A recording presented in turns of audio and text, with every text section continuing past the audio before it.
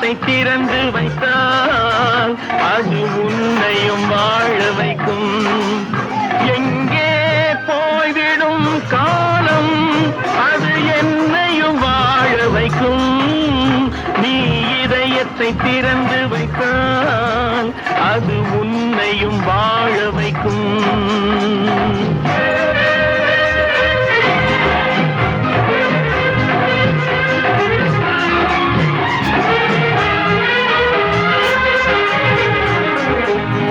உள்ளதை சொல்லி நல்லதை செய்து வருவது வரட்டும் என்றிருப்போம்.